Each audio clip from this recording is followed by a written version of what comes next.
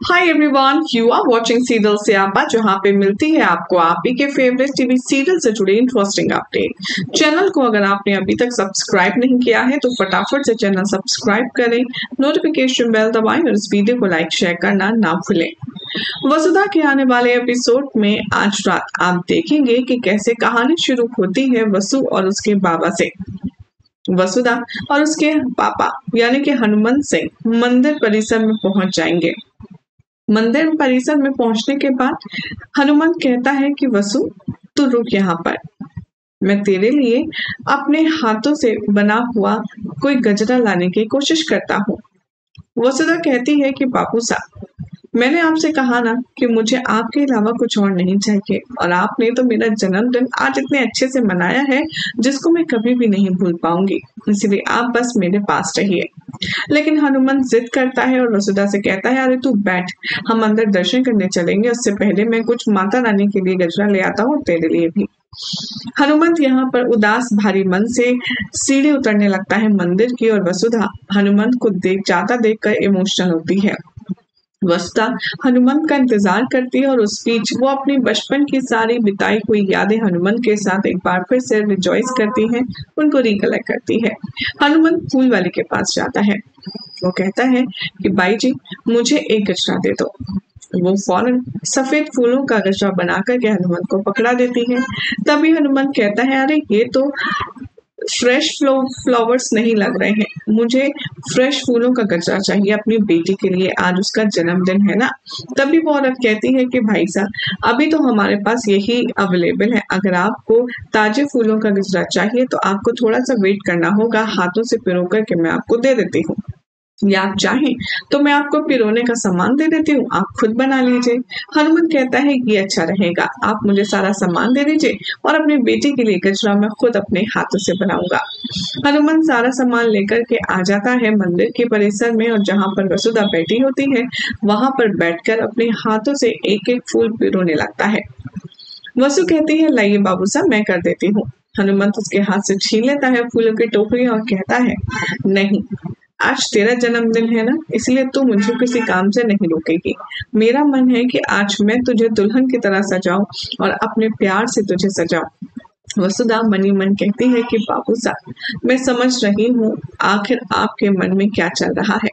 देखते ही देखते बातों ही बातों में यहाँ पर गजरा बनकर तैयार हो जाता है और हनुमंत वसुधा की ओर गजरा कर देता है।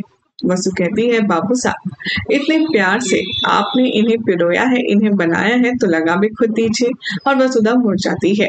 यहाँ हनुमंत बेहद प्यार से वसुधा के बालों में गजरा लगाता है और गजरा लगाते वक्त वो उसकी आंखें भर आती है।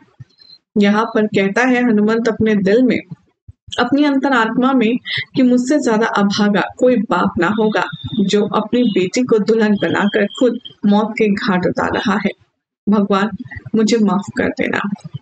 तभी यहाँ पर जो वसुधा है वो भी इमोशनल होती है। वो कहती है, बापू साहब, मैं बहुत अच्छे से जानती हूँ मैंने अपनी औकात के बाहर जाकर के प्यार करने का गुनाह किया है, अब उसकी सजा तो मुझे भुगतनी होगी, और आप अपनी जगह पर बिल्कुल गलत ना हो, बिल्कुल ठीक हो। आपने तो मुझे पहले ही आगाह किया था, वो तो मेरी ही मति मारी गई थी जो मैं प्यार के बहाव में बह गई, और आपकी मन की दशा मैं अच्छे से समझ सकती हूँ। दोनों अपने अपने आंसू पोंछते हैं, एक दूसरे को देखते हैं। वसुधा कहती है, बाबू साहब, अंदर चलें, और सारा सामान समेट करके यहाँ वसुधा को लेकर के मंदिर की ओर जाने लगता है हनुमान। पंडित जी से कहता है कि ये लीजिए, हमें कुछ पूजा चढ़ानी है और करवानी भी है।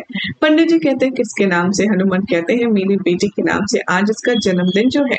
वसु पंडित जी को रोकते और कहती है कि ना, पूजा आप पापा अपने नाम से करवाओ। पंडित जी को कहते हैं कि आप इनके नाम से करिए। हनुमान कहता है, मैं क्यों? तभी वसुधा कहती है, क्योंकि आप ही तो मेरे जन्मदाता है ना, मेरा जन्मदिन है तो क्या हुआ, जन्मदाता तो आप हैं, इसीलिए आपका पूरा हक है, और मेरे लिए तो मेरे भगवान आप ही हैं। आपकी पूजा मेरे लिए सब तरह की पूजा है। अब ये देखकर के पंडित जी भी खुश हो जाते हैं, और वो लेकर के सारी फूल माला हनुमान के हाथ से और वसुधा के हाथ से माता रानी के पैरों में चढ़ा देते हैं। पंडित जी कहते हैं, आपको थोड़ी सी देर वेट करना होगा, उसके बाद हम आपको प्रसाद देंगे जब भूख लग जाएगा। तभी यहाँ पर वसुधा कहती है, बाबू साहब, आप रुको, मैं मंदिर की परिक्रमा लगा कर आती हूँ। परिक्रमा लगाते लगाते वसुधा कहती है, हे माता रानी, मुझसे जो भी कोई पाप हुए हैं उन सब की सजा मेरे पापों को मत देना। मेरी मौत का इल्जाम या मेरे मौत के इल्जाम का जो जुर्म है वो भी मेरे पापों से आपको मत देना, बल्कि मैं तो कहूंगी कि मेरी सारी खुशियां और उनके सारे गम आप मुझे दे दीजिए और मेरी सारी खुशियां आप उन्हें दे दीजिए। मेरी मौत का गिल्ट और मेरी मौत का इल्जाम उनके ऊपर नहीं आना चाहिए, बस यही विनती है आपसे। वसुधा फेरे पूरे करती है, मंदिर के परिक्रमा पूरी करती है और इधर दूसरी तरफ दिखाया जाएगा कि देव लगातार वसु का फोन मिला रहा होगा, लेकिन वसु का फोन कहीं भी मिलेगा नहीं। इतने में वसुधा कहने वाली है कि बापू साहब, आज आप मेरे जन्मदिन पर मुझे घुमाने लाए, मुझे खिलाने लाए और इतनी अच्छी अच्छी शॉपिंग कराई, लेकिन हम सुबह से ऐसे बस घूमे ही जा रहे हैं। मुझे बहुत जोरों की भूख लगी है, कुछ लाओ ना। तभी हनुमंत खुशी खुशी उठता है और वसु कहती है, जो भी लाओ ना ढेर सारा लाना, मुझे बहुत जोरों की भूख लगी है। हनुमंत सबसे पहले तो मंदिर में जाता है अंदर और पंडित जी से कहता है कि पंडित जी, मेरी बेटी भूखी है, प्रसाद मिलेगा। तभी पंडित जी एक दोने में उसे खीर देते हैं। हनुमंत कहता है, पंडित जी, मेरी बेटी सुबह से भूखी है, उसे बहुत तेज भूख लगी है, थोड़ा सा और प्रसाद मिल सकता है। और तभी यहाँ पर पंडित जी एक और दोने में थोड़ी और एक्स्ट्रा खीर डालकर दे देते हैं। हनुमंत यहाँ खीर लेकर बाहर जा ही रहा होता है, ये सोच कर के आज आखिरी निवाला मैं तुझे अपने हाथों से खिलाऊंगा। तभी चंद्रिका का कॉल आ जाता है, जिसे देखकर हनुमंत थोड़ा सा कांपता है। चंद्रिका कहती है कि माना हनुमंत, आज तुम्हारी बेटी का जन्मदिन है, लेकिन उस पर कोई हक हमारा भी तो है। मैं जानती हूँ तुम उसे घुमाने फिराने ले गए हो, लेकिन वसुधा का जन्मदिन हम भी मनाना चाहते हैं। कब तक घर लौटोगे? हनुमंत रोते रोते कहता है, शाम तक। वसुधा कहती है उसको ध्यान में रखते हुए चंद्रिका की, ठीक है, तुम दोनों आराम से और जल्दी घर आओ, फिर हम मिलकर के वसुधा का जन्मदिन मनाएंगे। अब हनुमंत बाहर जाएगा और वसुधा को कहने वाला है कि ये लो, मैं तुम्हारे लिए यहाँ पर क्या लाया हूँ, देखो तो प्रसाद। और वसुधा खुश हो जाती है। इधर जो देव है वो टेंशन में है, वो कहता है कि अगर मेरा प्यार सच्चा है भगवान, तो आपको समय रहते मुझे अपनी वसु के पास पहुंचाना ही होगा। इतने में देव के पास कोई कॉल आता है अननोन नंबर से। देव वो फोन उठाता है तो उसे पता चलता है कि उसका ड्राइवर आया था और यहाँ से कुछ दवाई लेकर के गया है। देव कहता है, कौन ड्राइवर और क्या दवाई? वो कहता है कि वो तो मैं नहीं जानता, लेकिन वो गलती से गाड़ी की चाबी यहीं छोड़ गया है, उस पर चौधरीज लिखा था, तो मैंने आपको कॉल मिलाया है। वो कीड़े मारने की दवाई लेकर के गया था। और देव को न जाने क्यों ये सुनकर के थोड़ा सा डर लगता है।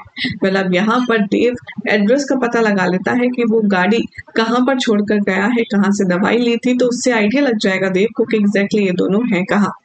अब समय रहते देव पहुंचेगा या नहीं, क्या जहरीली खीर खिला देगा हनुमंत वसुधा को अपने हाथों से, देखना होगा काफी खास। फिलहाल तो ऐसे एक्सक्लूसिव अपडेट जानने के लिए चैनल सब्सक्राइब करें, नोटिफिकेशन बेल दबाएं और देखते रहिए सीरियल स्यापा।